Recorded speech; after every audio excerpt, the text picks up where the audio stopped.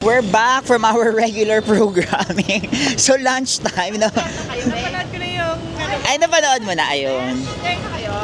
Ayun nga! Hindi, sabi ko sa kanya, meron akong... Ayan, kita ba yung shoes namin? Ayan. Diba? Nagulat ako. Ay, ang dami pa. So, lunchtime. Ay, ang dilim. Lunchtime na po. And nandito kami ngayon sa baba. Malamang nasa baba kami, lunchtime. So, hindi ko tuloy alam kung anong kakainin ko lunchtime na. Dito kami ngayon ulit sa karinderya ni ate. Ayan po, mag-hi na po kayo dyan. Hello po, ayan po. Sila po ang ng karinderya. So, order tayo ng pagkain natin. Ito na lang yung tinda nila for today's video, Friday.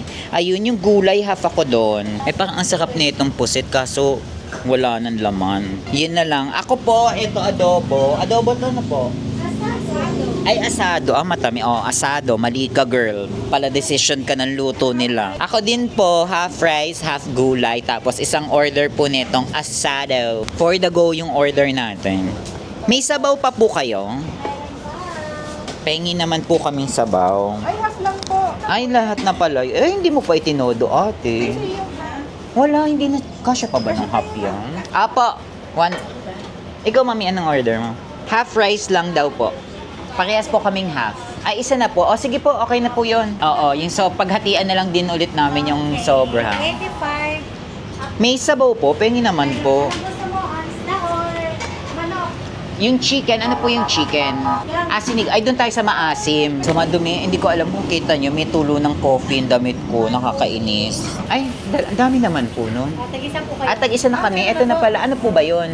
Alin dito yung sabaw ng chicken? Ay, ayoko niya. Sige, okay na yan. Okay na ako dito sa pa-chicken. Kinuha mo na, akin na lang. Ay, sige, akin na po yung sabaw na isa. Sorry. Buti na lang. Bagong nangisip ko. Ay, wag naman. Bigyan mo naman ng chance, mami. At least kahit man lang sa'yo, may chance ako. Uy! Kasi hindi niya ako binigyan ng chance eh. Thank you po.